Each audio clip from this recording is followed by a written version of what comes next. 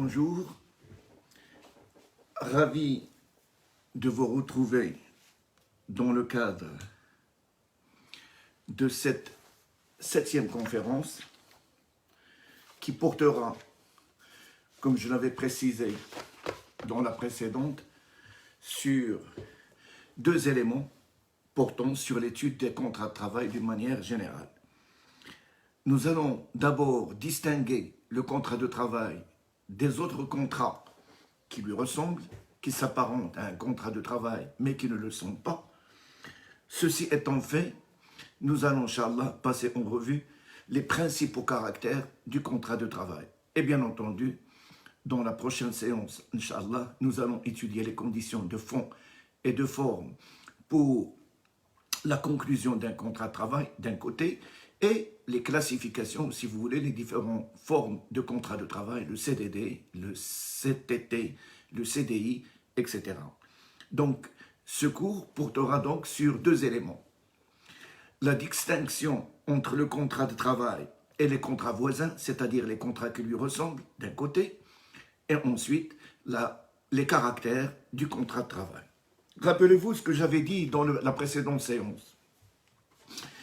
Le juge, lorsqu'un litige lui est soumis, pour conclure à l'existence ou pas d'un contrat de travail et partant à l'application des dispositions du Code du travail, il devra chercher 3 éléments. L'élément prestation ou exécution du travail, l'élément rémunération, c'est-à-dire salaire, et enfin, le troisième, le principal, l'élément de la subordination juridique, c'est-à-dire que le salarié travaille sous les ordres et les directives de son employeur. Si jamais un de ces éléments manque, il conclut qu'il n'y a pas de contrat de travail.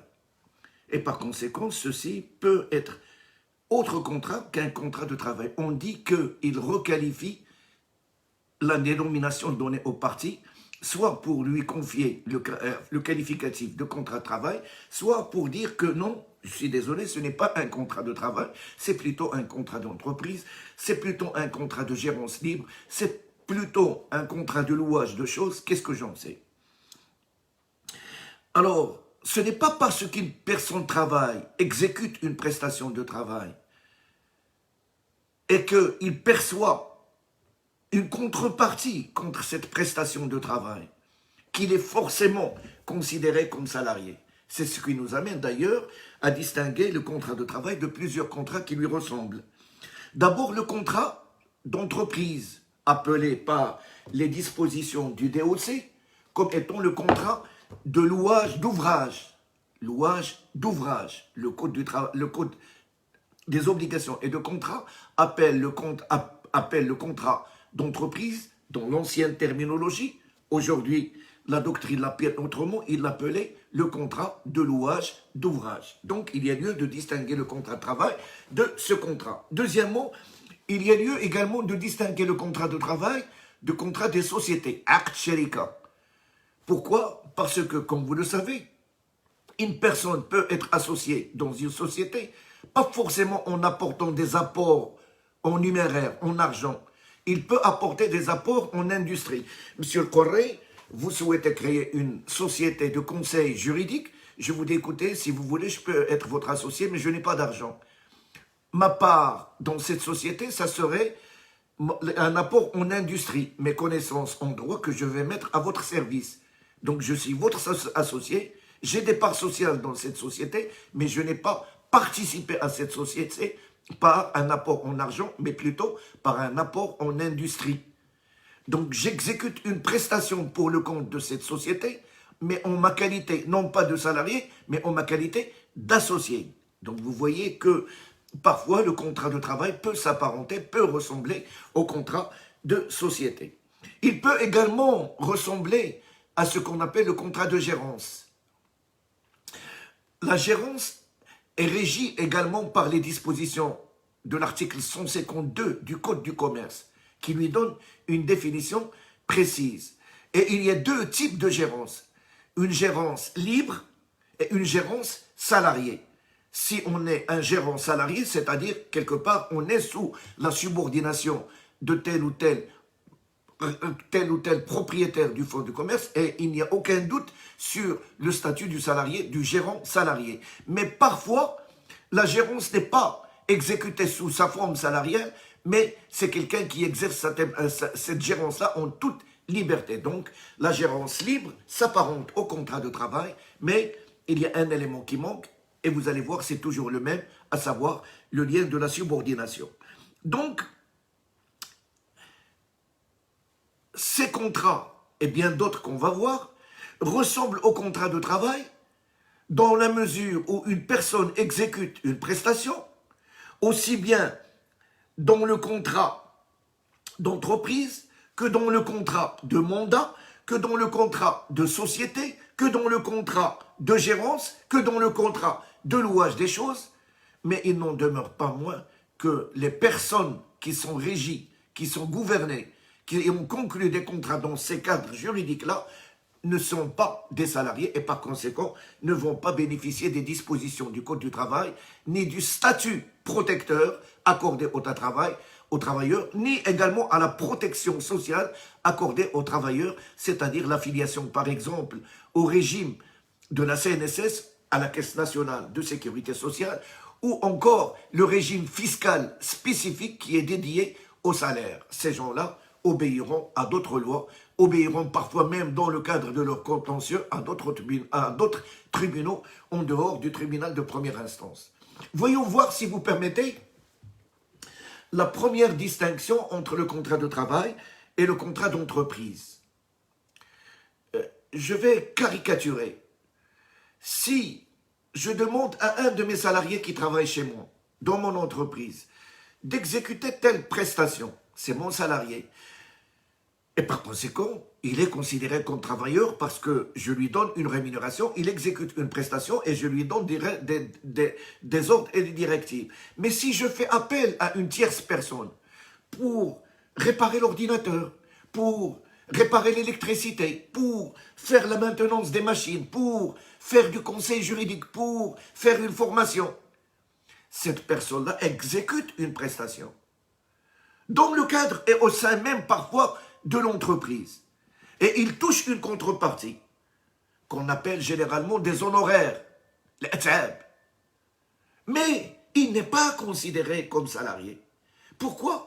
Parce qu'il y a un élément qui manque. Cette personne-là exerce son activité en toute indépendance. Et d'ailleurs, parfois, en exécutant cette prestation que la personne lui a confiée, il vient avec son propre personnel pour exécuter cette prestation, ce qui est un indice qu'il n'est pas un travailleur, mais c'est un travailleur indépendant. C'est ce qu'un ami nous avait dit dans la première conférence. Il a posé une question sur les freelances. Ça pourrait être un freelance, c'est quelqu'un qui travaille pour son compte. Et par conséquent, le contrat par lequel une personne exécute un travail pour le compte d'autrui, pour exécuter une prestation déterminée, pour exécuter un ouvrage déterminé, est appelé un contrat d'entreprise, acte mukawala. Et il n'est pas un contrat de travail. Le problème, c'est que certains employeurs et certains salariés souhaitent qualifier le contrat qu'ils savent d'avance comme étant un contrat d'entreprise, comme étant un contrat de travail. Il revient donc à chaque fois au juge de chercher dans ce type de contrat, est-ce qu'il y a un élément de subordination ou pas. Si jamais il trouve que des indices de la subordination existent, tels que nous les avons déterminés dans la précédente séance, qui fixe les horaires de travail, à qui appartient l'outil du travail, est-ce que ces personnes sont libres de choisir leurs collaborateurs ou bien c'est l'employeur qui fixe les collaborateurs de ses salariés, etc. Est-ce qu'ils travaillent dans un service organisé?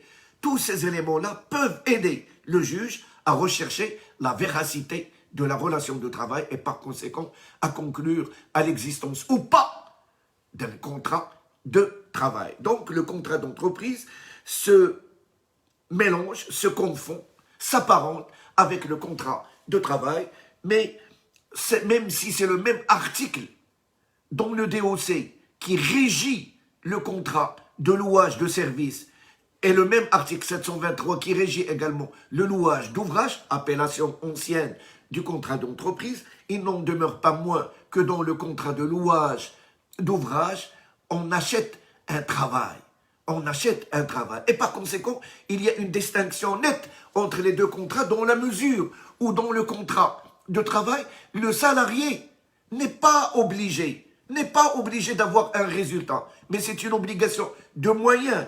Mais si jamais une personne pour réparer une machine, pour réparer un ordinateur et qui ne travaille pas chez moi et qu'il exerce cette activité en toute indépendance dans le cadre de ce contrat d'entreprise, il a une obligation de résultat. C'est la première distinction qui existe entre le contrat d'entreprise et le contrat de travail. L'article 723 du DOC définit le contrat de louage d'ouvrage comme étant celui par lequel une personne s'engage à exécuter un ouvrage, mais chez un travail déterminé, un ouvrage déterminé, moyennant un prix que l'autre partie s'engage à lui payer. Que l'autre partie s'engage à lui payer. Ce qui veut dire quoi? Que dans le cadre de ce contrat, ce qui est important, c'est l'exécution de cet ouvrage-là. Qu'on le fait d'une manière personnelle ou qu'on le fait avec d'autres personnes, on est considéré dans ce cas-là comme étant un travailleur indépendant. Le critère donc sine qua non qui permettra au juge de distinguer le contrat de travail au contrat d'entreprise reste sans aucun doute là les liens de la subordination juridique. Plusieurs arrêts de la Cour de cassation, plusieurs arrêts de la Chambre sociale de la Cour de cassation vont de ce sens en niant la qualité du salarié à certaines personnes parce qu'on remarque que le contrat ou la prestation qui est exécutée, il est exécuté en toute liberté et qu'il n'y a pas de dépendance juridique vis-à-vis de l'employé, de l'employeur, il y a plutôt une dépendance économique, c'est-à-dire une subordination économique. Et j'avais déjà indiqué dans le précédent cours que la subordination est juridique lorsqu'on est sous les ordres et les directives de l'employeur.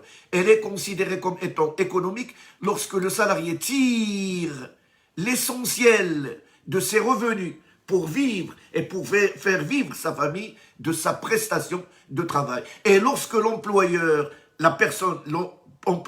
tire un profit du travail du salarié d'une manière, j'allais dire, permanente ou occasionnelle. On est considéré dans ce cadre-là comme étant dans une situation de dépendance économique, appelée également subordination économique et non pas juridique. Le juge cherchera plutôt la subordination juridique, à savoir les ordres et les directives donnés par une personne appelée l'employeur à une autre personne appelée le salarié. Dans ce cas-là, il y a une subordination économique puisque l'indépendant, puisque le prestataire de service, puisque la personne qui travaille dans le cadre de ce contrat d'entreprise tire le principal de ses revenus, de son labeur, de son travail pour vivre et faire vivre sa famille, mais il le fait d'une manière toute indépendante. Alors, si le contrat de travail a pour objet, nous l'avons indiqué, l'énergie du salarié, la force du travail du salarié, le contrat d'entreprise, il a un autre objet, c'est le produit du travail. C'est ce que va exécuter l'entrepreneur, al-Muqawwim, lié par le contrat d'entreprise. Ensuite, les rémunérations en matière de contrat de travail, il est fixé selon la journée, par exemple, ou selon les heures exécutées par le salarié. Le nombre d'heures exécutées par un salarié correspond à un volume horaire qui correspondra à un salaire déterminé. Alors que lorsqu'il s'agit d'un contrat d'entreprise, les honoraires sont fixés selon le résultat, selon les résultats du travail, selon les résultats définis par les parties dans le cadre de ce contrat d'entreprise. Alors, je ne vais pas m'attarder sur la question parce qu'il y a des faux indépendants, parce qu'aujourd'hui, les entreprises cherchent plutôt à s'échapper des dispositions protectrices du Code du travail en essayant de conclure des contrats de travail avec des salariés en faisant en sorte à ce que les contrats s'apparentent plutôt à des contrats d'entreprise, c'est-à-dire avec des freelances, c'est-à-dire que les salariés s'apparentent comme étant des indépendants, mais le juge, en tout état de cause, dans chacune de ces espèces, il essaie de rechercher l'élément fondamental, à savoir l'élément de la subordination juridique pour conclure à l'existence de cette relation de travail. Et cet élément-là, il revient à la personne qui prétend qu'il est lié par un contrat de travail d'apporter la preuve de son existence, c'est-à-dire, dans notre cas, l'entrepreneur, celui qui est lié par ce contrat d'entreprise, ou si vous voulez, le travailleur indépendant. Deuxième type de contrat, le contrat de travail et le contrat de société. J'ai dit tout à l'heure qu'une personne peut être associée dans une société en apportant comme part sociale dans cette société, non pas des parts en numéraire, une somme d'argent, mais des parts en industrie, c'est-à-dire son savoir-faire. Et dans ce cas-là, c'est sa force de travail, c'est le travail qu'il va exécuter pour le compte de cette société qui fait de lui un associé dans cette société, et les parties conviennent ensemble quel est le nombre de parts sociales que cette personne-là va détenir dans la société. Alors même que cet associé-là exécute une prestation de travail qui est l'unique part dans cette société, il n'est pas considéré comme salarié, et ce pour les raisons suivantes. 1. En matière de droits des sociétés, les sociétés sont considérées comme étant égales. C'est-à-dire ils sont dans une situation d'égalité.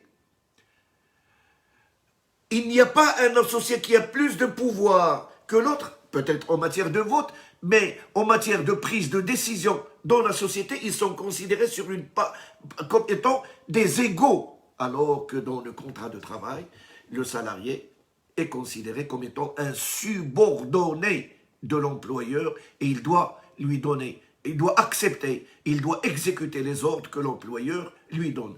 Jamais un associé ne peut donner des ordres et des directives à son autre associé parce qu'ils sont tous les deux considérés comme étant sur un pied d'égalité.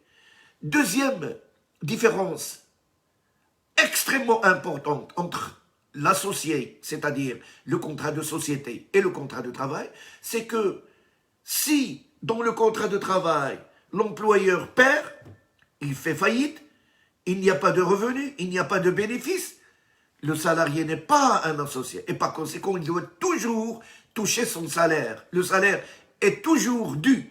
Alors que lorsqu'on est associé, si la société ne fait pas de bénéfices, donc les associés supportent les pertes de la société selon leur part sociale, ce qui n'est pas le cas du travailleur qui ne supporte jamais les pertes de la société. C'est les associés qui les supportent eux-mêmes, bien entendu. Donc vous voyez que le contrat de société ressemble au contrat de travail parce que l'associé qui apporte un apport en industrie à la société exécute une prestation, et si jamais la société gagne de l'argent, fait des bénéfices, il reçoit, bien entendu, les bénéfices, ils partagent entre eux les bénéfices, mais ces bénéfices ne sont pas considérés comme étant une rémunération, mais c'est des bénéfices qui sont assujettis également, non pas à l'impôt sur le revenu, mais à un autre impôt, l'impôt sur les sociétés. L'impôt sur les sociétés. الضرائب على الشركات، ماشي الضرائب على الأشخاص، ماشي الضرائب على المداخيل.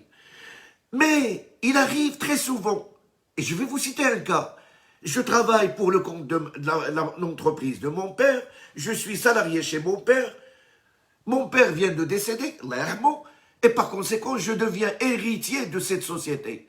Donc, en même temps, je cumule un contrat de travail avec ma qualité d'associé dans cette société. La Cour de cassation, la chambre sociale de la Cour de cassation nous indique que le cumul d'un contrat de travail avec le contrat, avec la qualité d'associé n'est pas incompatible. C'est-à-dire, les deux qualités peuvent coexister. On peut très bien être associé dans une société et par conséquent partager les bénéfices à la fin de l'année une fois que le bilan a été établi, mais en même temps en être son salarié, c'est-à-dire exécuter une prestation effective sous le contrôle et les ordres du dirigeant de cette société.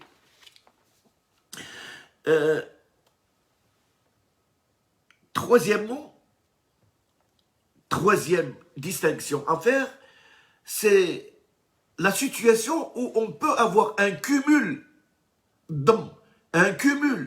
entre la qualité de salarié et la qualité de dirigeant de l'entreprise. Je m'explique. Le nouveau code des sociétés, القانون الجديد كما وقع التغيير ديالو والتعديل ديالو ديال الشركات المساهمة, mais ça existait bien avant la réforme, permet à un salarié de devenir un administrateur de la société. Et comme vous le savez, le conseil d'administration se réunit pour élire au sein de ses membres le président du conseil d'administration. Et s'il n'y a pas de directeur général, ce président du conseil d'administration, il a lui-même la qualité de président-directeur général. Mais à l'origine, ce président-directeur général ou cet administrateur de la société était au départ un simple salarié. Comme vous le savez également, en matière de droit des sociétés, les administrateurs, ou si vous voulez, les dirigeants de la société, peuvent être révoqués par le conseil d'administration admittant à tout moment, sans justificatif. Bien sûr, s'il y a un abus, l'administrateur peut revenir contre la société devant le tribunal de commerce, mais le principe en lui-même, il est, comment dirais-je, il est bien rodé dans le code des sociétés, c'est-à-dire on peut révoquer l'administrateur, le dirigeant de la société, admittant à tout moment. Il n'y a pas lieu d'attendre l'échéance de son mandat qui est généralement de 3 années. On peut le révoquer le 2e mois, le 3e mois, l'année d'après sa nomination. Et on ne parle pas de licenciement. Vous voyez, on parle de révocation. C'est-à-dire, on ne parle pas de licenciement, même la terminologie, il change. C'est la raison pour laquelle certains administrateurs de la société ou certains présidents directeurs généraux de la société, une fois qu'ils sont révoqués, vont voir le tribunal pour dire que nous sommes licenciés et nous demandons une indemnité. La question se pose donc devant les tribunaux pour savoir est-ce qu'on peut cumuler le statut de dirigeant de la société avec le contrat de travail. La Cour de cassation, dans la plupart des situations que nous avons pu consulter, en majorité de conflits qui lui sont soumis, indique que lorsqu'on est administrateur de la société, lorsqu'on est président directeur général de la société, lorsqu'on est président du conseil d'administration, lorsqu'on est un directeur chargé d'une mission par le conseil d'administration de la société, le contrat de travail disparaît. Il n'y a pas de lien de subordination parce que vous-même, vous donnez des ordres aux autres et par conséquent, vous n'en recevez pas. Vous n'en recevez pas, ce qui veut dire que ces statuts-là sont incompatibles avec le salariat. C'est la position officielle de la Chambre sociale de la Cour de cassation. Il n'en demeure pas moins que dans certaines situations spécifiques, la Cour de cassation accepte le cumul du mandat social avec le cumul avec un contrat de travail. C'est le cas d'une personne qui est salariée de l'entreprise, donc il faut d'abord, au préalable, antérieurement à sa nomination au conseil d'administration, il faut qu'il détienne d'abord un contrat de travail. Si le contrat de travail vient après sa nomination au conseil d'administration, c'est un contrat fictif, le juge ne le prend pas en considération. Mais si le contrat de travail existe avant la nomination et qu'on est nommé en tant qu'administrateur de la société et qu'en même temps que ce mandat social, on exécute une véritable fonction effective au sein de la société, on était directeur financier, On est nommé dans le conseil d'administration, mais on continue d'exécuter quotidiennement les tâches de directeur financier. Dans ce cas-là, si jamais il y a révocation du mandat social, c'est-à-dire de sa qualité de membre de conseil d'administration ou de directeur ou de président-directeur, il n'en demeure pas moins que le contrat de travail vivra, c'est-à-dire on est révoqué du statut et du mandat, mais le contrat de travail pourra exister. Si jamais la société ne souhaite pas garder cette personne-là, il est considéré comme étant licencié abusivement et par conséquent, il peut prétendre aux différentes indemnités. Mais si jamais il n'y a pas de contrat de travail antérieurement et que le contrat de travail vient par la suite ou qu'il n'y en a pas du tout, la qualité de mandataires sociaux est incompatible avec la qualité du salariat. C'est du moins la position, j'allais dire, courante de la Cour de cassation sur la question. Contrat de travail et contrat de gérance. Il y a lieu, comme j'ai dit tout à l'heure, de distinguer entre deux types de gérance. Une gérance libre et une gérance salariée. Ce sont les dispositions de l'article 152 du Code du commerce qui donnent la définition à cette forme de gérance. Au terme de cet article, le contrat de gérance est tout contrat par lequel le propriétaire ou l'exploitant d'un fonds de commerce, on concède totalement ou partiellement la location à un gérant qui l'exploite à ses risques et à ses périls. Donc, lorsque le propriétaire du fonds de commerce ou l'exploitant du fonds de commerce le loue à une autre personne qui l'exploite à ses risques et périls, on est en présence de ce qu'on appelle la gérance libre. La gérance libre. Et par conséquent, ce gérant libre, il est considéré comme étant le propriétaire. Le propriétaire momentané pendant toute la durée de la location. Mais il est également considéré comme étant l'employeur parce qu'il recrute les personnes qu'il souhaite, il peut les licencier, il peut décider de faire ce qu'il veut de ce fonds de commerce et par conséquent, c'est un critère également de travail indépendant.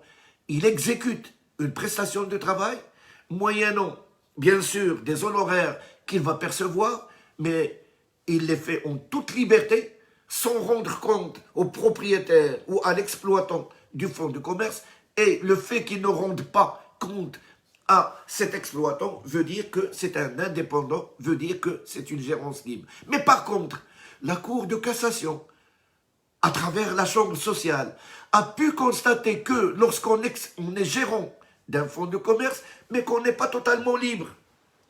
Dans les stations d'essence, on est obligé de vendre les produits de la société. Total, Esso, qu'est-ce que j'en sais, Shell, Africa, etc. On n'est pas libre de vendre n'importe quel produit. On est obligé de vendre les produits de la société. On est tenu d'avoir, comment dirais-je, de la marchandise qui vient de la société. On est tenu d'exploiter un café, un commerce à proximité, avec les prix qui ne sont pas fixés librement par le gérant libre, mais également par l'exploitant, le propriétaire de son fonds de commerce. Tous ces indices-là laissent croire que le gérant n'est pas un gérant libre. Même s'il existe un contrat de gérance, mais le juge, à travers ces éléments-là, conclura que cette gérance n'est pas aussi libre que le contrat le prétend, mais il s'agit des éléments de la subordination et conclura qu'il s'agit plutôt d'une gérance salariale. Comme vous le savez, le contrat de gérance est soumis à la formalité de publicité et par conséquent, une fois qu'il est conclu, on est obligé de le déposer au registre du commerce du tribunal dont se situent les locaux objets de cette gérance. Donc vous voyez que le contrat de gérance également s'apparente au contrat de travail, mais ils sont distincts. D'abord parce qu'il est régi par le droit commercial et non pas par le code du travail. Ensuite parce que le gérant libre ne bénéficie pas des dispositions du code du travail, mais il bénéficie plutôt des dispositions du code du commerce. Et enfin, parce qu'en cas de litige, le problème, le conflit est soulevé devant le tribunal de commerce et non pas devant le tribunal de première instance. Autre contrat qui s'apparente à un contrat de travail, c'est le contrat de mandat, Aqd al-wakala. Le contrat de mandat, je pense qu'il est défini par les dispositions de l'article 800 et quelques, 879 du DOC. Et le mandat, en règle générale, c'est un mandat juridique, c'est d'accomplir, il est défini comme étant le fait d'accomplir des actes juridiques au profit d'une personne. On vous demande d'acheter une maison et je vous donne une procuration, un mandat pour le faire pour mon compte. Ce mandat peut être rémunéré comme il peut être bénévole. Mais la plupart du temps, on est en train de parler de mandat rémunéré, c'est-à-dire où le mandataire reçoit des honoraires de la part de la personne qu'il avait mandaté pour exécuter des tâches juridiques pour son propre compte. Donc vous voyez qu'il y a deux éléments. Exécuter un travail, la représentation juridique de la personne pour accomplir des actes juridiques. Deuxièmement, l'élément rétribution, c'est-à-dire les honoraires perçus par le mandataire. Mais on se pose la question, est-ce que il y a un élément de subordination? Vous pouvez dire à votre mandataire, vous allez m'acheter une maison dans le quartier de Hemriya, plutôt dans des grandes artères d'Hemriya, dans les grands boulevards, avec 100 mètres carrés, etc. Est-ce que cela veut dire des directives? Non. Vous donnez des indications générales au mandataire, mais il reste libre dans l'exécution de sa prestation. Quand vous allez voir un avocat pour vous défendre dans une affaire, vous lui confiez l'affaire, mais c'est à lui de choisir le système de défense qui convient pour justement plaider en votre faveur devant les tribunaux. Donc vous voyez que en matière de contrat de mandat, un élément fondamental, à savoir la subordination, disparaît. Il n'y a pas de subordination juridique. Vous pouvez travailler pour le compte d'une société, tirer une rémunération de cette société, mais vous exécutez, vous accomplissez des actes juridiques pour le compte de cette société, mais le contrat ne serait pas, même si vous le qualifiez de contrat de travail, le juge, à travers ces éléments, indiquera non, je suis désolé, ce n'est pas un contrat de travail, c'est plutôt un contrat de mandat. C'est le cas, par exemple, vous vous rappelez, tout à l'heure, j'avais parlé des administrateurs de la société, le membre du conseil d'administration, le président du conseil d'administration, le président directeur général de la société, le directeur général de la société, toutes ces personnes-là ont été considérées par la Cour de cassation, par la chambre sociale de la Cour de cassation, comme étant détenteurs d'un contrat de mandat, parce qu'ils font des actes juridiques pour le compte de la société, et non pas de contrat de travail, et non pas de contrat de travail. Je peux vous citer également le concessionnaire d'une marque de voiture. Il accomplit des actes de vente pour le compte de cette marque de voiture, mais le contrat de concession, c'est plutôt un mandat, un contrat de mandat et non pas un contrat de travail. L'article 7, j'en avais parlé auparavant, indique que certaines personnes qui se mettent à la disposition de la clientèle de la société ou qui représentent exclusivement certains employeurs sont considérés comme des salariés. Ça veut dire quoi?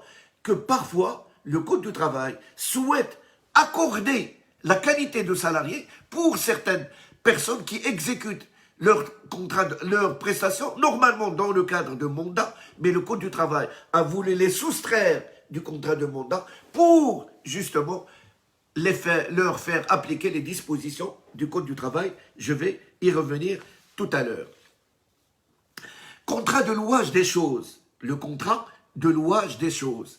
L'article 627 du code des obligations et de contrats, du code civil marocain, définit le contrat de louage des choses comme étant un contrat par lequel l'une des parties cède à l'autre la jouissance d'une chose mobilière, chez mutaharrik, ou immobilière, ou fixe, pendant un certain temps, moyennant un prix déterminé que l'autre partie s'oblige à lui payer. Donc je peux céder à une autre partie une chose mobilière ou immobilière pour une durée déterminée, moyennant un prix.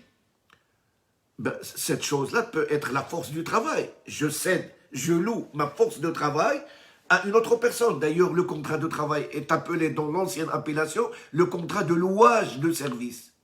Et j'avais indiqué dans son temps que l'OIT considère que le travail n'est pas une marchandise. Mais dans cette définition prônée par l'article 627 du Code des obligations et de contrats, le contrat de travail, le contrat de louage des choses est un contrat qui porte généralement sur une chose. Et l'homme n'est pas une chose. Mais il se peut, nous avons des situations où une personne loue حاجاكم البغلة ديالو ولا الحمار ديالو pour exécuter une prestation اللي هي الحرث في وقت ديال الحرث. Il le fait bien sûr lui-même. Est-ce qu'on peut considérer qu'il s'agit d'une location de choses, c'est-à-dire ديك l'âne ou ديك البغل, ou là est-ce qu'il s'agit d'une prestation sous forme de contrat de travail parce qu'il s'agit de louage de service. Donc vous voyez que parfois il y a une frontière étanche, fragile, entre le salarié d'un côté et le louage de choses proprement dites, tel que défini par l'article 627 du Code des obligations et de contrats. Le juge, toujours, cherchera est-ce que les trois éléments figureront dans la relation de travail pour conclure à l'existence soit d'un contrat de louage de choses ou d'un contrat de louage d'objets, de louage de louage de service, c'est-à-dire contrat de travail ou de louage d'objets, pour se prononcer par rapport à l'un ou par rapport à l'autre. Mais nous avons un problème. Nous avons un problème crucial au Maroc, à savoir les chauffeurs des taxis, les petits taxis urbains qui circulent dans la ville, ou la taxi الكبار اللي تيديروا المدن. Donc vous avez trois situations qui peuvent être distinguées par rapport à ces chauffeurs de taxi. La situation numéro 1, l'agrément a été accordé à monsieur X qui achète une voiture et qui exploite lui-même le véhicule et vous prend comme client. Et le soir, il rentre chez lui, il n'a pas de personne à qui il confie le taxi après. C'est un travailleur indépendant. Il est lui-même le propriétaire de son agrément, il exerce la prestation lui-même, donc il travaille comme étant un indépendant. Le contrat de travail n'existe pas dans cette situation. Avec le client, il y a un contrat de transport qui est régi selon les règles qui gouvernent le contrat de transport. Mais vis-à-vis de lui-même, c'est un travailleur indépendant. Première situation. Vous avez une deuxième situation, très répandue également. Le propriétaire de l'agrément,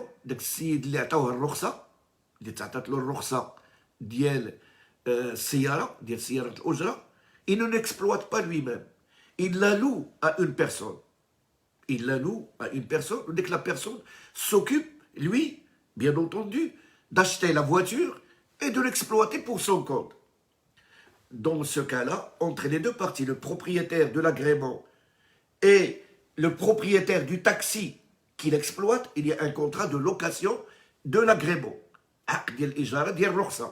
Donc, il n'y a pas de contrat de travail.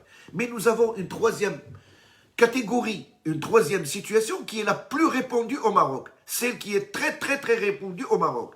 À savoir où nous sommes devant trois personnes. Le propriétaire de l'agrément qui loue l'agrément à une tierce personne. Et cette personne-là peut avoir plusieurs agréments à la fois. D'ailleurs, on l'appelle Moulchkara parce qu'il n'est pas un professionnel. Il n'est pas un chauffeur professionnel, mais il a de l'argent qui lui permet d'acheter le droit d'exploitation de l'agrément qu'on appelle l'Awa. Parfois, ça coûte dans certaines villes 200 000 dirhams, 20 millions et peut-être même plus que ça, rien que pour avoir cet agrément. C'est le propriétaire de l'agrément, donc il en achète plusieurs agréments. Il achète également des taxis et il les confie à des chauffeurs, le chauffeur de la journée et le chauffeur du soir, moyennant une redevance journalière. fixé généralement entre 200 à 300 dirhams par jour. هذاك السيد اللي تعطيه الطاكسي تيقول له غادي في 6 ديال العشيه او في 5 ديال العشيه غادي تعطيه الشوفور ديال الليل وغادي تجيب ليا 200 درهم ولا 300 درهم، والشيء الاخر عمر الغازوال، عمر البلان ديال الغازوال حيت نعطيها لك عامره بالبلان ديال الغازوال، وفي العشيه جيب ليا 200 ولا 300 درهم، وداك الشيء اللي بقى في لاكيس ديالك هو الربح ديالك. دونك vous travaillez, vous devez remplir le plein du gasoil de le véhicule, vous devez accorder à la personne qui exploite l'agrément les sommes convenues, la redevance journalière convenue entre 200 et 300 dirhams, et le reste, c'est ce que vous avez gagné. Dans cette troisième situation se pose la question, est-ce que le chauffeur du taxi, de ce moule shkara, qui en a plusieurs d'ailleurs, est-ce qu'il est considéré comme étant le locataire de ce taxi qui paye une redevance à la fin de la journée 200 à 300 dirhams? Ou est-ce qu'il est considéré comme étant le salarié de cet exploitant? Les tribunaux de fond, certains d'entre eux, concluent à l'existence d'un véritable contrat de travail. Ils disent que le chauffeur du taxi est lié au propriétaire qui lui confie ce taxi, ou le moulchkara qui loue les agréments, il est lié par un contrat de travail. D'autres tribunaux de fond nient l'existence d'un contrat de travail en indiquant que les 200-300 dirhams journaliers constituent les prix de la location momentanée pendant la durée de la journée de ce taxi, et par conséquent, il y a plutôt un contrat de louage de choses et non pas un contrat de prestation de louage de service. Il n'y a pas de contrat de louage de service, mais plutôt un contrat de louage de choses. La Cour de cassation, par une multitude d'arrêts, pas un seul arrêt, mais d'une manière constante, refuse d'accepter le statut de salarié à ces chauffeurs de taxi. Des centaines de milliers de personnes aujourd'hui qui travaillent comme étant des chauffeurs professionnels, ne sont pas considérés comme des taxis parce que les tribunaux de fond, certains tribunaux de fond et surtout la Cour de cassation leur refusent indûment, je le dis indûment, d'une manière injuste, le statut de salarié. Alors qu'ils ont la qualité de salarié par le fait. Alors la Cour de cassation nous dit que ce chauffeur de taxi, il n'est pas subordonné, il n'y a pas de lien de subordination parce que c'est lui qui fixe les horaires de travail. Non, messieurs, il ne fixe pas les horaires de travail. Le propriétaire de l'agrément ou la mouchkara, il lui dit, vous prenez le taxi à 8 h du matin et vous la rendez à 6 h. Donc, il est obligé de travailler dans cet intervalle de temps. La Cour de cassation nous indique que ce chauffeur de taxi est libre de fixer son itinéraire. Il en est de même pour les VRP. C'est lui qui choisit également l'itinéraire. Il en est de même pour plusieurs salariés qui travaillent comme étant des nomades. C'est eux qui fixent leur itinéraire. Donc, ce qui devrait s'apparenter, ce qui devait être appliqué aux chauffeurs de taxi, devrait l'être également pour d'autres travailleurs qui sont des nomades et qui fixent eux-mêmes leur itinéraire. Ils disent qu'ils peuvent choisir leurs clients. Mais si le chauffeur de taxi ne refuse de prendre un client, ça veut dire que c'est une course de moins, donc c'est de l'argent de moins. Donc je considère que ces éléments-là, tels que énumérés par les tribunaux, ne constituent pas du tout une véritable, comment dirais-je, ne constituent pas du tout des éléments qui peuvent conclure à l'inexistence d'une relation de travail. Force est de constater que depuis 1934, la Cour de cassation française, pour les mêmes situations que chez nous, les chauffeurs de taxi, qui ne sont pas propriétaires ni du taxi ni de l'agrément, leur confie la qualité de salarié. D'une manière constante, la Cour de cassation française, la chambre sociale de la Cour de cassation française, continue jusqu'à la date d'aujourd'hui d'accepter le statut du salarié pour ces chauffeurs de taxi. Et il retient les éléments suivants. 1. Le chauffeur est obligé de remplir, à la fin de la journée, de remplir le réservoir de la voiture et de faire le plein. Deuxièmement, élément de la subordination également, il est tenu de laisser la voiture en état de propreté constante. Troisième élément, il est tenu également de surveiller la mécanique de la voiture, l'état des huiles, l'état des freins, etc., l'état des liquides, etc. Quatrièmement, il est tenu d'exploiter la voiture, le taxi, à des heures fixes. Quatrièmement, il est tenu de rendre la voiture à des heures fixes et de la rendre parfois à des personnes désignées par le propriétaire de l'agrément ou par Moulchkara, ce qui laisse entendre que ces éléments-là sont des éléments de la subordination.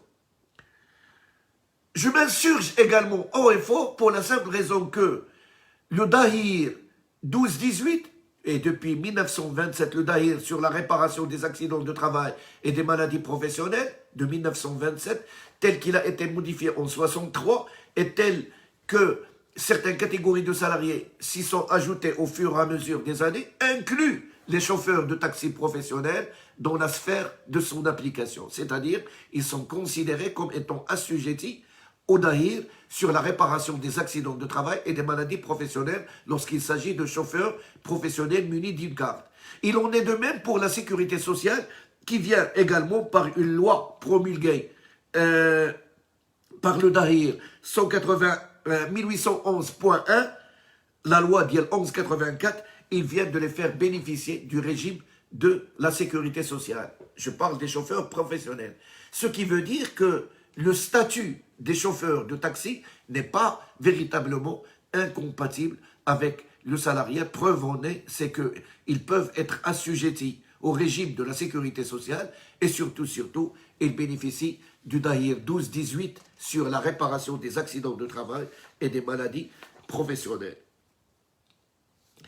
Laissez-moi vous lire, si vous permettez, un arrêt récent d'il 2017 de la Cour de cassation. Et je m'excuse pour nos amis francophones, mais l'essentiel a été dit tout à l'heure. Mais c'est simplement pour vous lire les attendus de cet arrêt.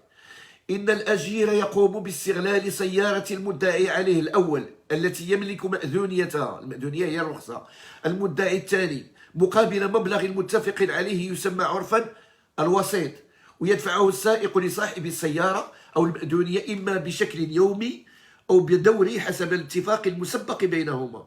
كما أن الأجير السائق يمارس عمله في نقل الزبناء بكل حرية وليس تحت إمرة المدعى عليه أو تحت مراقبته وتوجيهه أو الخضوع لتعليمات محددة ودون أن يفرض عليه العمل لساعات محددة، بل يجتهد حسب طاقاته ومقدرته، وكلما ضاعف مجهوده كان دخله مضاعفا، فضلا على أن تدخل صاحب سيارة الأجرة أو المأذونية لا يكون إلا في الاطلاع على الحالة الميكانيكية لسيارته وإصلاحها بالقدر الذي يضمن المحافظة عليها، أو حصول المدعي عليه على نسبة من دخول السيارة لا يعد أجرا بالمفهوم القانوني، وحيث تبين من خلال ما ذكر بأن عناصر علاقة تبعية من مراقبة وإشراف وتوجيه منتفية في نازلة الحال، وحيث أن علاقة تبعية هي النافذة الوحيدة التي يمكن من خلالها للأجير مطالبة المشغل بحقوقه المترتبة سواء عن تنفيذ عقد شغل أو عن إنهائه. وأمام انتفاء العلاقة المذكورة بين الطرفين فإن طلبات سائق سيارة الأجرة تكون غير مبنية على أساس قانوني سليم ويتعين التصريح برفضها. هذا الحكم ديال المحكمة الابتدائية بطنجة للمراجع ديالو رقم 1336/1501/2017 بتاريخ 7/3/2018، وحكم ديال الابتدائية كذلك رقم 94/95/15/1501 بتاريخ 1/3/2017، وهما حكمين غير منشورين. واحد القرار آخر ديال محكمة النقد، سائق سيارة الأجرة مجرد مقترن من مالك سيارة الأجرة، وأن ما يتم اقتسامه بين الطرفين لا يشكل أجرا كما هو منصوص عليه في مدونة الشغل، إذ أن المكتري له كامل الصلاحية بالتصرف في سيارة الأجرة إلا ما يتعلق بالمسؤولية المدنية طبقا للمادة 188 من قانون التزامات العقود، مما تكون معه عناصر عقد شغل منعدمة والمتمثلة في التبعية والأجر والقرار المطعون فيه، لما كيف العلاقة بين الطرفين كونها علاقة شغل رغم افتقادها لأهم أركانها وهما التبعية والأجر، يكون غير مرتكز على أساس ومعللا تعليلا فاسدا. قرار عدد 134 بتاريخ 20 فبراير 2018، ملف اجتماعي 1188/5/1/2017 اللي منشور بمجلة قضاء محكمة النقد العدد 85 صفحة 120. Donc vous voyez que les cours, aussi bien le tribunal de Tanger que la Cour de cassation, j'ai tenu absolument à vous lire ces arrêts et ces jugements pour vous dire que l'argumentaire apporté aussi bien par les tribunaux de fond de Tanger que par la Cour de cassation ne sont pas vérifiés, d'autant plus que j'avais cité quelques arrêts de la Cour de cassation française qui indiquent quels sont les éléments de la subordination. Quatrième contrat, cinquième ou sixième, qui s'apparente au contrat de travail, c'est l'entraide familiale. Ta'aoun l'a'ili. Comme vous le savez, une personne peut exercer la prestation de travail. Se pose la question, est-ce qu'il y a incompatibilité entre les relations familiales d'un côté et l'entraide familiale de l'autre côté et le contrat de travail.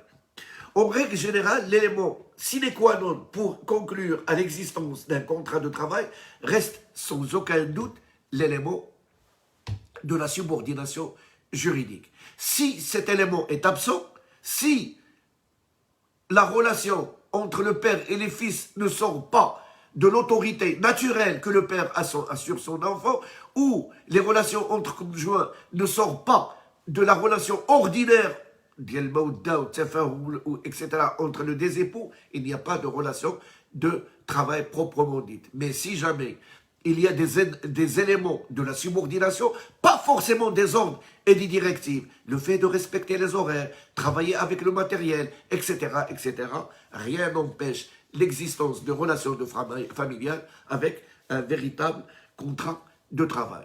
Enfin, et la Cour de cassation, les tribunaux de fond ont très souvent conclu à la véracité d'un contrat de travail existant entre un père et son fils. La relation entre père et fils, entre mari et conjoint, ne sont pas incompatibles avec le salariat. Dernier contrat qui s'apparente au contrat de travail, c'est les professions libérales.